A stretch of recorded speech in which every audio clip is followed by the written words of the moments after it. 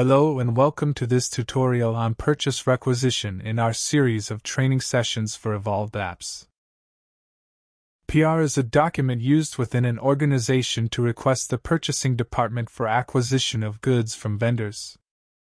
Any department when in need of specific materials can initiate a PR, or it can be generated by individuals responsible for material planning and replenishment.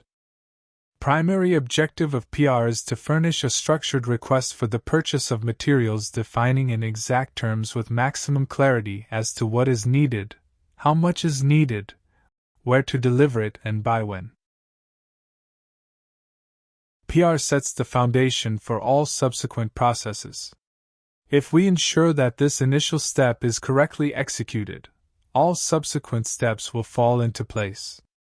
An efficient mechanism to timely raise and approve requisitions would give purchasing department clear targets with sufficient time to acquire material from best possible sources at best possible rates. This will also help warehousing department in planning storage space for expected deliveries.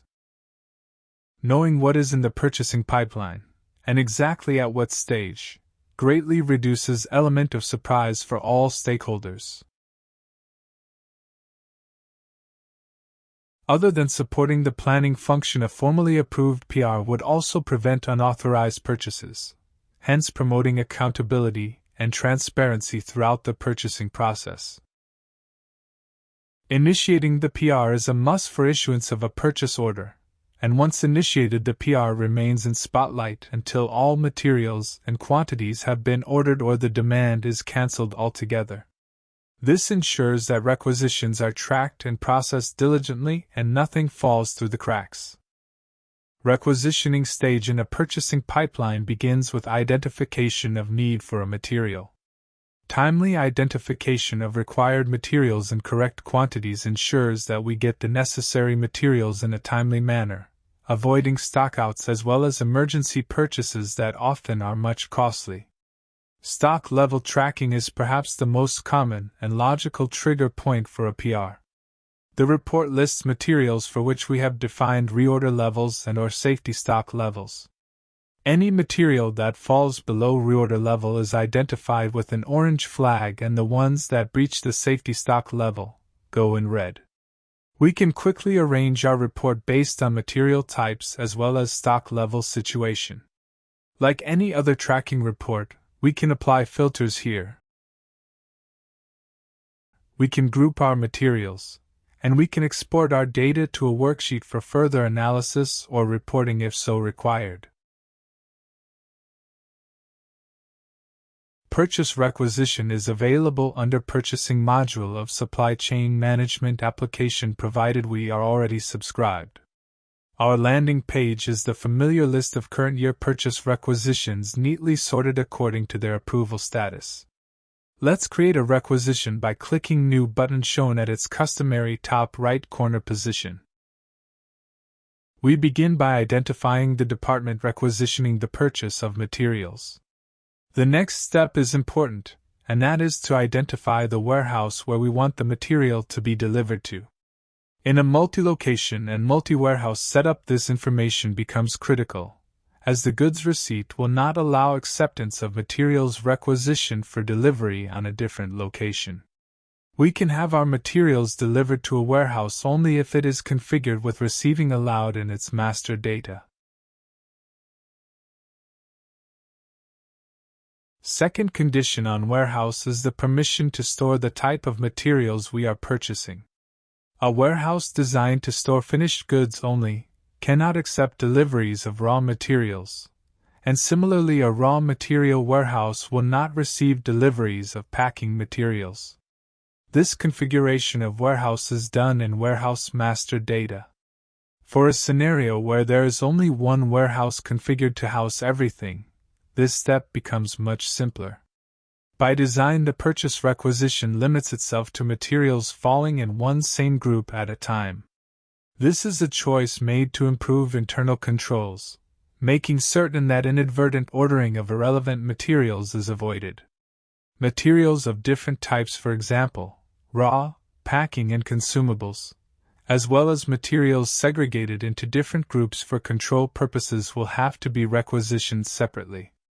We cannot requisition a highly valuable raw material in one line and on the very next line some petty item like a tissue paper. Another control point is that the user will have material groups available based on the previously selected receiving warehouse storage permissions. Intelligently designed warehouse master and material group master will greatly improve internal controls on requisition stage and hence throughout the purchasing pipeline. Surely these steps reduce chance of confusion at later stages. Like all other documents in the system, requisition number here is auto-generated by the system when PR is saved for the first time. Although we can select any date for requisition within current financial year, the document will only become actionable from the date and time of approval, or after posting. We have the option of marking our requisition as urgent in case the requirement of material is of immediate nature.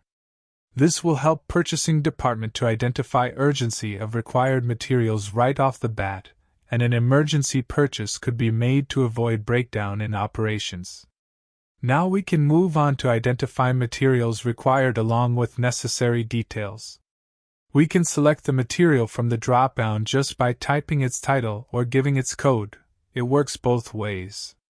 In case our desired material is not there in the list, we would first need to have its master data entered in the MDM application. Just a reminder, all materials listed here will be from the same material group we've already selected above. Material specifications entered with master data by default become part of the requisition and are displayed in the view and print of the document. Quantity is basically how much of each material we need to have purchased. The subsequent purchase order would follow this quantity, and it cannot exceed the limits set here in the requisition. Stock in hand is shown as supporting information so that the chances of unintentional excessive ordering are minimized by as much as possible. Important to note that stock in hand quantity is updated as soon as there is any change in stock position.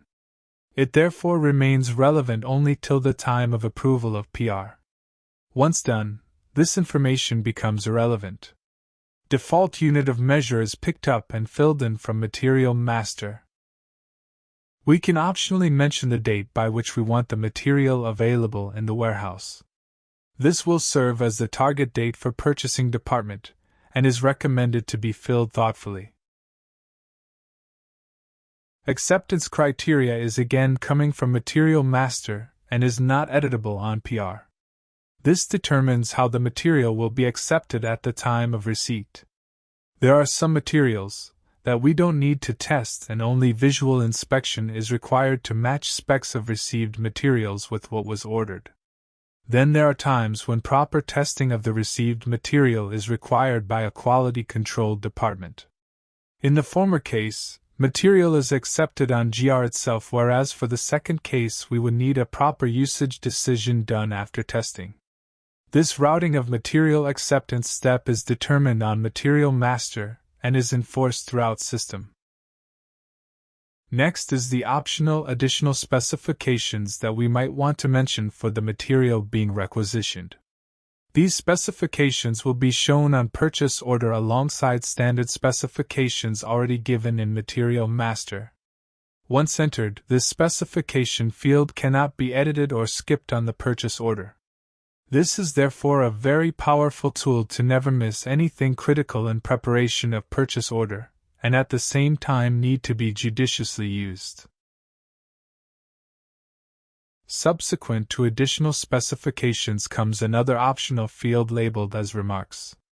Here we can mention any information that we don't necessarily want to appear on purchase order as such, but feel a need to communicate it to procurement department, and then leave it at their discretion on how to handle it.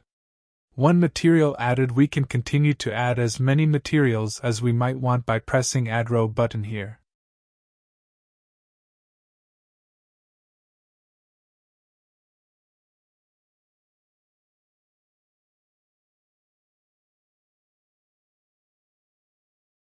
And once we are done adding materials for this particular requisition, We can provide optional overall remarks and go on to save the document. Requisition goes into draft mode and we are moved to the view of the document.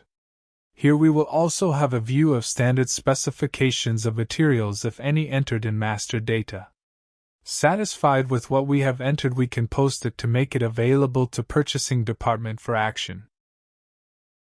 Let's quickly move to the purchase requisition tracking and see if our newly created requisition shows up there pending for action.